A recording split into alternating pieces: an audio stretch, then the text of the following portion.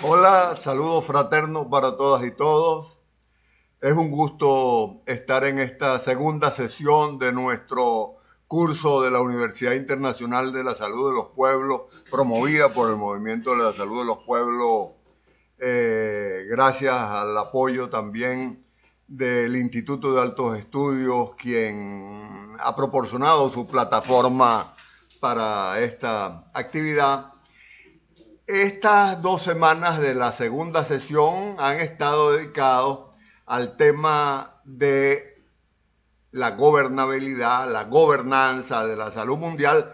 Yo digo que más bien el tema que queremos tratar es quién gobierna la salud en el mundo, quién decide y quién manda en la agenda mundial de la salud. En la sesión de hoy vamos a tratar 4 puntos. Primero, brevemente, voy a hacer una crítica al concepto de gobernanza global de la salud como un concepto que ha sido intencionadamente creado por los organismos financieros internacionales y que nosotros no debemos usar. Hay una gran disputa por el discurso, una gran batalla de ideas en el marco de la geopolítica norte-sur. Ese va a ser el primer tema. En segundo lugar, vamos a ver algunas claves para entender la gobernanza o quién gobierna la salud, y eso solo podemos entenderlo en la medida en que comprendemos que hoy la salud es un espacio fundamental de la acumulación de capital, un espacio de la economía en el que grandes corporaciones y multimillonarios hacen negocios y obtienen ganancias. En tercer lugar, vamos a ver entonces cuáles son los grandes actores que deciden la agenda mundial de la salud. Vamos a poner algunos ejemplos vinculados a la última pandemia y por último vamos a concluir con un conjunto de preguntas para la reflexión y para el debate. Comenzamos. El concepto de gobernanza fue creado por los organismos financieros internacionales, por el Fondo Monetario Internacional y por el Banco Mundial, y ellos lo definen enrevesadamente así: procesos de acción colectiva que organizan la interacción entre los actores, y aquí entre los actores están ellos, por supuesto, el capital, la dinámica de los procesos, las reglas de juego que también la firman ellos, con las cuales una sociedad determina sus conductas, toma y ejecuta sus decisiones. En otras palabras, el concepto de gobernanza que nos vende, que nos mete el Fondo Monetario y el Banco Mundial es el concepto de cómo hacer las cosas para que salgan como ellos quieren. Yo utilizo mucho esta frase de Confucio, la sabiduría china milenaria. Él dice: el principio de la sabiduría es llamar a las cosas por su nombre. Y desde ese marco nosotros vivimos en una época en la que hay una gran disputa por el discurso. ¿Qué es eso de la disputa por el discurso, de algo que algunos llaman el secuestro semántico? Bueno, sencillamente que el gran capital, los organismos financieros internacionales, se apropia del lenguaje, significa los conceptos y nos pone a hablar a nosotros de movimientos sociales con las palabras y los conceptos que ellos quieren. Entonces no es un problema de gramática, no es un problema solo de palabras, es un problema de colonialidad. Hay muchos ejemplos, veamos algunos. Hay algunas categorías que el gran capital ha trasladado al resto del mundo. La primera categoría engañosa es la categoría de desarrollo. Entonces hoy todos hablamos del desarrollo y y esas organizaciones clasifican al mundo en países desarrollados y países en vías de desarrollo, como si el desarrollo fuese posible de alcanzar en el marco de las relaciones de dependencia y de subordinación que existen, o en algunos casos hablan de países subdesarrollados, y entonces dividen, como lo hace el Banco Mundial, a los países en países de renta alta, de renta media, de renta baja, y nosotros terminamos usando esas clasificaciones. Un segundo gran mito que nos han trasladado es la posibilidad del progreso y el bienestar individual, pero basados en el consumo y en la acumulación de mercancías, en el tener. Entonces nosotros tenemos que entender definitivamente que el problema nuestro no es el desarrollo, el problema nuestro es, como decían nuestros pueblos originarios, el buen vivir, la satisfacción de las necesidades de todos entre todos. No podemos seguir hablando de desarrollo en el marco de una sociedad capitalista. Tenemos que hablar de buen vivir en el marco de nuevas formas de relacionarnos, de producir, de consumir. Luego, hay un conjunto de conceptos que el gran capital se apropia de ellos y los despoja del contenido transformador. Por ejemplo, universalidad. Hoy la política fundamental del capital en salud es la cobertura universal. Se robaron el término universalidad. Y para ellos universalidad es universalizar sistemas de atención médica a la enfermedad que medicalizan la vida. Entonces nosotros hablamos a veces de sistemas universales de salud y lo que estamos hablando es de sistemas de atención médica a la enfermedad. Una palabra nuestra, universalidad, que significa salud para todos, se la robaron y la convirtieron en atención a la enfermedad medicalizando la vida. Atención primaria, que nace con tan buenas intenciones en Alma Ata, como lo vieron ustedes en el primer capítulo, en la primera sesión, bueno, terminó convertida en atención primitiva, como la llamaba Mario Testa, o en atención primaria selectiva, que fueron los antecedentes de los paquetes de prestaciones mínimas. Entonces se apropiaron de la atención primaria y hoy todas las reformas del Banco Mundial, y hay hasta una alianza especial para ellos, para conseguir la cobertura universal, que es el aseguramiento, que es la política del capital en salud, pretenden conseguirla a través de una atención primaria que no es la atención primaria de Mahler, de Alma Ata, la atención primaria que nosotros concebimos integral en el movimiento por la salud de los pueblos, sino una atención primaria convertida en paquetes de prestaciones mínimas para pobres. Pero eso ha pasado con muchas otras palabras. Hoy todas las privatizaciones se hacen a nombre del derecho a la salud. Entonces privatizo para negar un derecho, pero lo hago a nombre del derecho.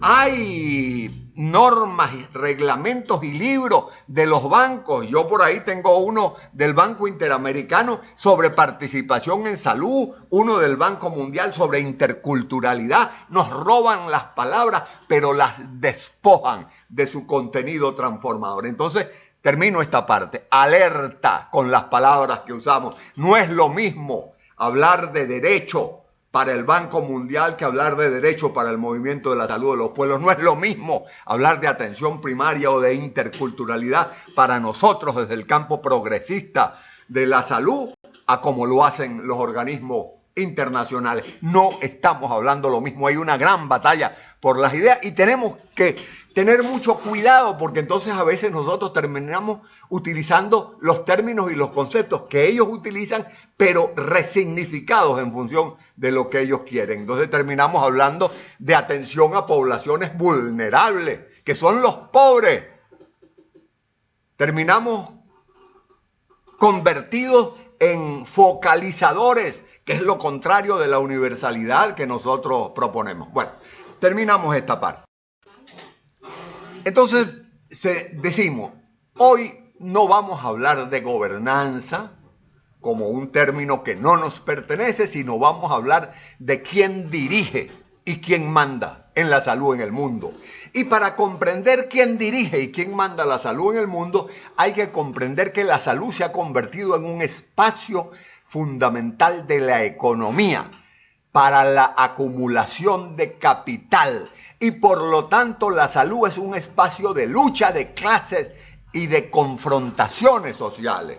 Y el gran capital, el complejo médico industrial farmacéutico, que luego lo vamos a ver, ustedes tienen además un video sobre ese tema, y los gobiernos del norte global se entrelazan para dirigir los organismos internacionales en función de sus intereses económicos y no en función de la salud de la población. Entonces, nosotros vemos cómo, ahora en la lámina que viene, nos habla de una investigación que se hizo hace algunos años, que agarraron 30 industrias de distinto tipo para ver cuáles eran las que mayor ganancia producían en el mundo.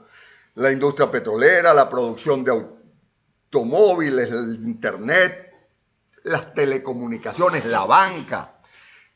Sorpresa para todos. Las industrias que más ganancia producen en el mundo son las industrias de la salud. Fíjense, en primer lugar está tecnología para la salud, en segundo lugar finanzas, los bancos, en tercer lugar los servicios tecnológicos, como este que estamos usando en estos momentos para comunicarnos varios países al mismo tiempo. Y así van esas empresas siendo evaluadas en función de rentabilidad. Aquí en este gráfico de barras ven cómo las farmacéuticas y los bancos producen un margen de ganancia muy elevado, mucho más elevado que la automotriz, que el petróleo, el gas. Y desde esa perspectiva, entonces, entender las políticas de salud implica entender que la salud es un espacio de acumulación de capital en donde grandes corporaciones, lo que estamos llamando el complejo médico, industrial, financiero, farmacéutico, asegurador, juega un papel fundamental en la definición de las políticas que les permiten a ellos acumular capital. Un comentario especial, por supuesto, la industria farmacéutica es parte fundamental de esas industrias que producen grandes ganancias, lo que llamamos la Big Pharma. Aquí en esta lámina ustedes ven las 10 grandes compañías farmacéuticas que medicalizan y mercantilizan la salud y la vida, y ven los niveles de ganancia que están produciendo. Entonces, esas compañías farmacéuticas, lo vamos a comentar luego, pero está más comentado en el video que ustedes deben ver en la plataforma. Bueno, esas compañías farmacéuticas no están interesadas en curar la enfermedad, están interesadas en sus ganancias, están interesadas en producir medicamentos para que sean consumidos. Eso lo toquemos después en otro momento. Lo que sí es importante es entender eso que yo he llamado el entramado, esa mezcla que hay entre, por un lado, el complejo militar industrial, por otro lado, el complejo médico industrial, por otro lado, las grandes corporaciones financieras como BlackRock, y por otro lado, los medios de comunicación. Resulta que están entrelazados, son la misma cosa y están solidificados en esa unión por los estados del norte. Permítanme poner un ejemplo sencillo. Hay empresas, la General Electric o la Boeing, pudiera poner varias, que igual producen un misil o un tanque de guerra que un tomógrafo o un resonador.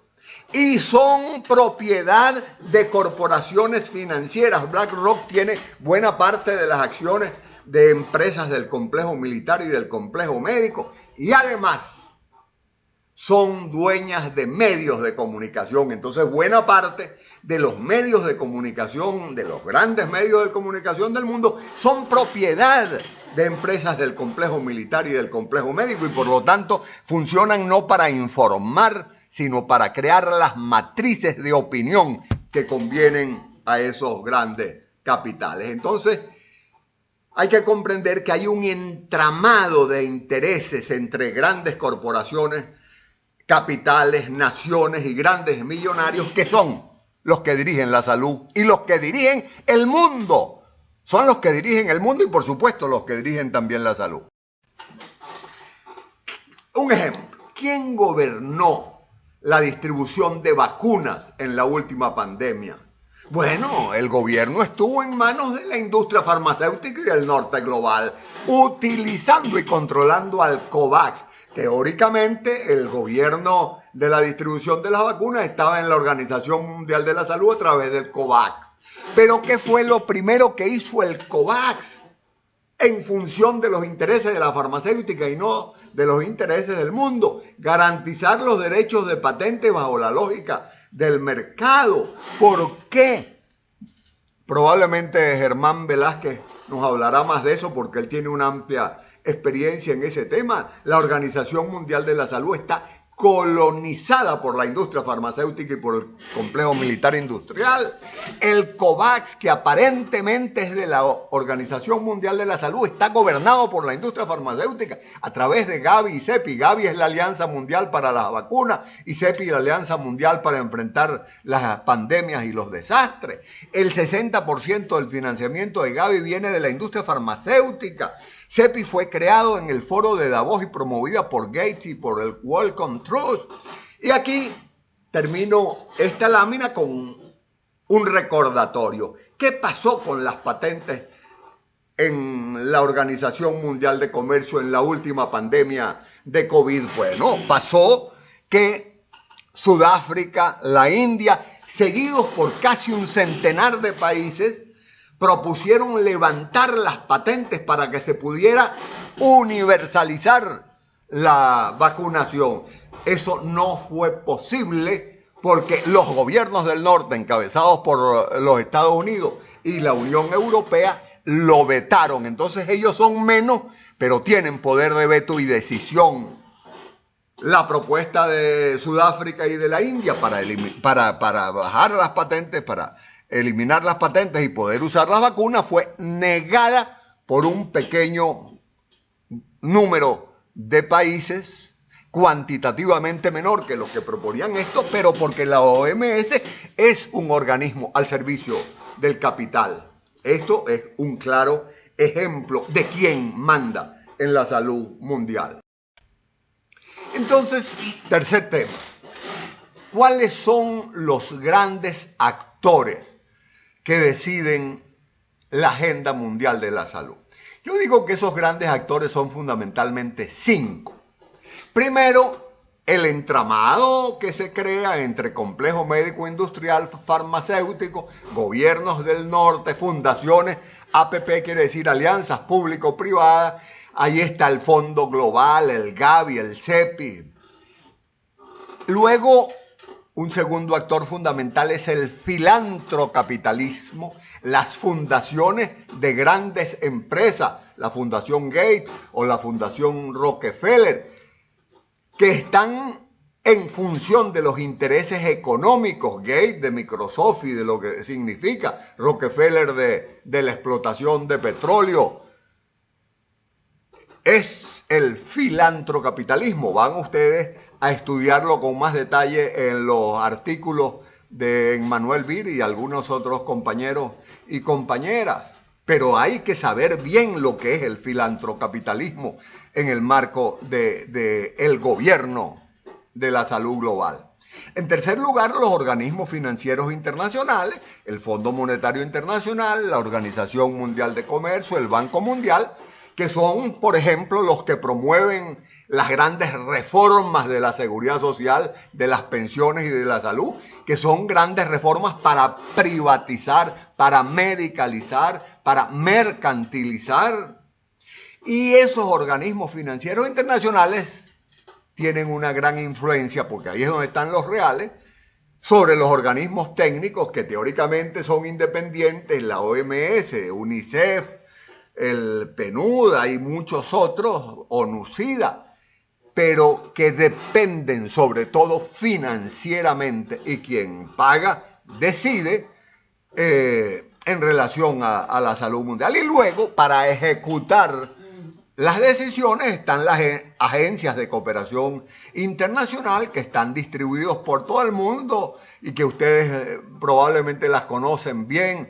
USAID, el JICA de los japoneses, el AESI de los españoles. Cada país tiene su agenda de cooperación y cada país y cada agencia de cooperación tiene sus ONGs con las cuales desarrolla sus políticas, que son las que se encargan entonces de esas grandes políticas llevarlas a la realidad. Entonces, cuidado con esas agencias de cooperación internacional y sus ONG. Y por otro lado, entonces, estamos los que no decidimos, los que sufrimos esas políticas, que somos las comunidades, que somos los movimientos sociales. Y por eso una de las preguntas de reflexión que vamos a dejar para la discusión es cuál es el papel de los movimientos sociales en lo que debe ser el gobierno de la salud mundial. Hay algo que se llama el H8, Health 8, formado por los 8 actores de la salud global con mayor poder en la toma de decisiones en salud. Ahí está la OMS, la UNICEF, el UNFA, UNAID y el Banco Mundial y las 2 alianzas público-privadas, el Gavi y el Fondo Global y la Fundación Gates. Entonces es el gran capital, son los estados del norte. Es el complejo médico, industrial, farmacéutico el que manda y el que dirige. Vamos a terminar con esta reflexión. El problema central es qué son los medicamentos, qué son las tecnologías, qué son las vacunas. ¿Son bienes públicos para satisfacer el derecho a la salud de la población o son una mercancía que se coloca en el mercado? ¿Es un problema individual o es un problema colectivo y político? Por supuesto, nuestra concepción desde el Movimiento por la Salud de los Pueblos y de organizaciones como ALAMES o como muchas otras, el problema central es que el medicamento es un bien público, es parte del derecho a la salud, pero para la industria farmacéutica y para la industria tecnomédica es una mercancía que se coloca en el mercado y en la que ellos hacen su ganancia. Para comprender este problema debemos estudiar. Para eso, cursos como este de la Universidad Internacional de la Salud de los Pueblos, porque si no nos engañan. Debemos conocer bien las propuestas del capital, voy a mencionarlas brevemente en la siguiente lámina, para poder enfrentarlas y no dejarnos engañar por ello.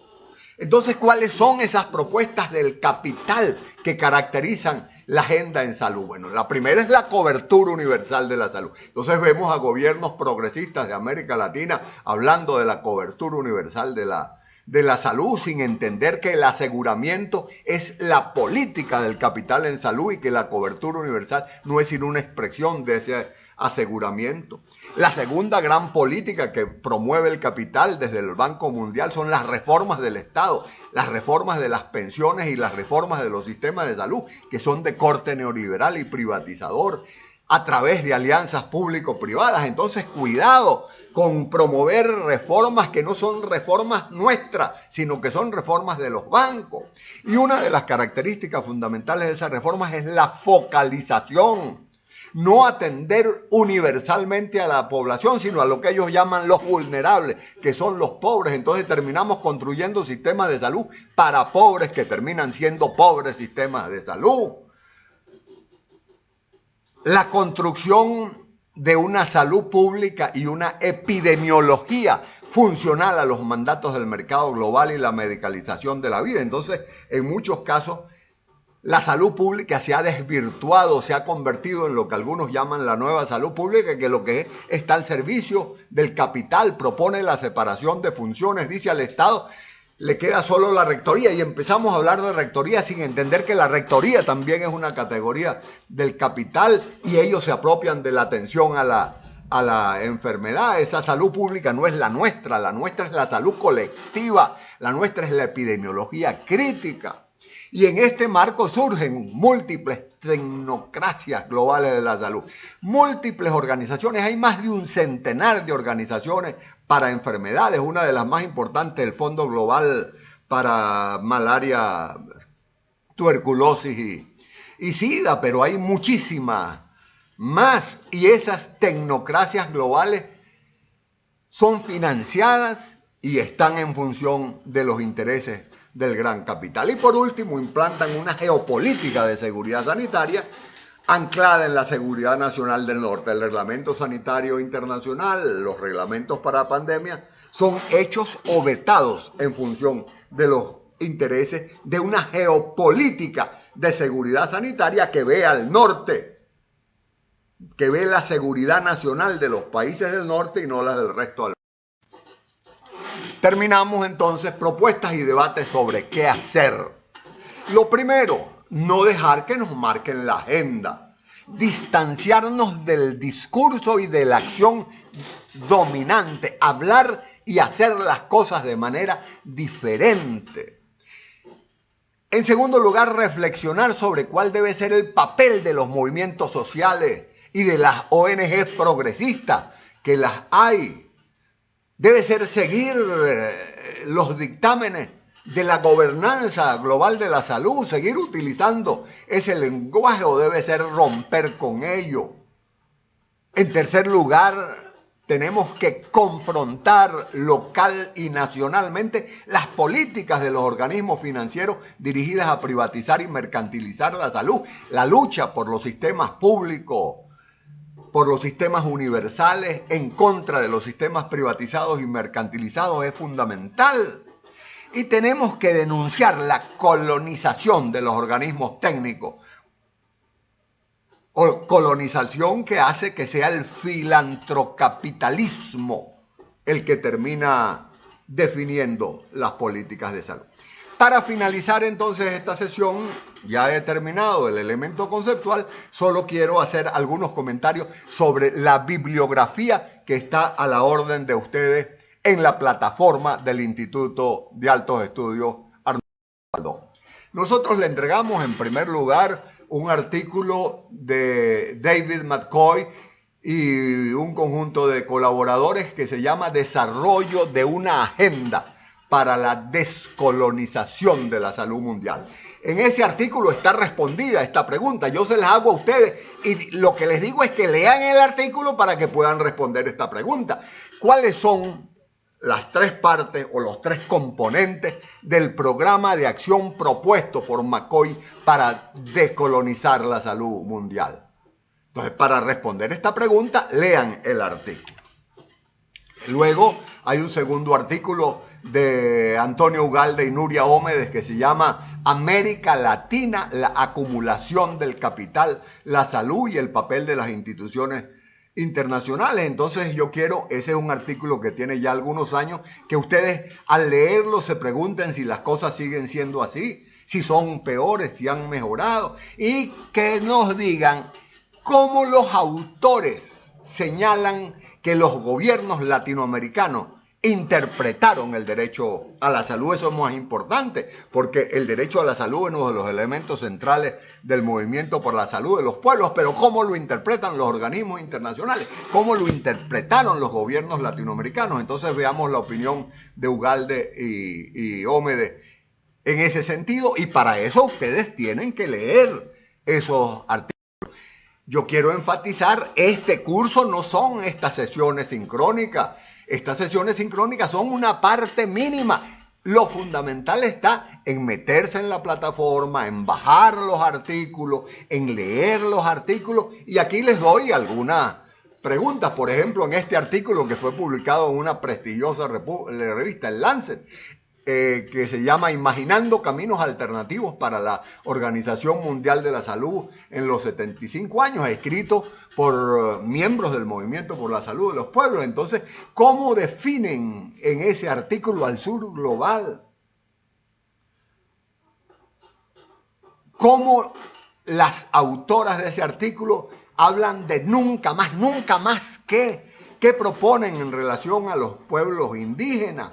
¿Qué proponen en relación a la posibilidad de que la OMS sancione a Israel por el genocidio de Palestina, como lo hizo con Sudáfrica en el 62 por la apartheid? Esas son cosas que están en ese artículo.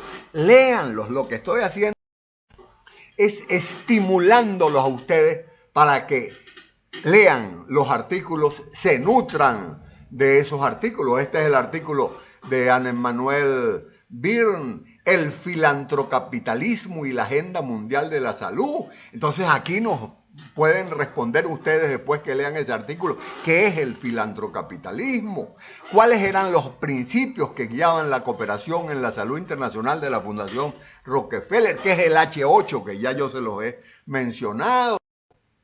Y por último, si les da tiempo, les recomendamos este dossier de Basile sobre salud internacional sur-sur. Es un poco más largo que el resto de las bibliografías, por eso la colocamos como bibliografía opcional, pero permite comparar las bases de la salud internacional panamericana, de la salud global liberal y de la salud internacional sur-sur. Y si ustedes leyeran, sobre todo las últimas páginas de ese dossier, pudieran señalar cuáles son los 5 principios de la salud internacional sur-sur.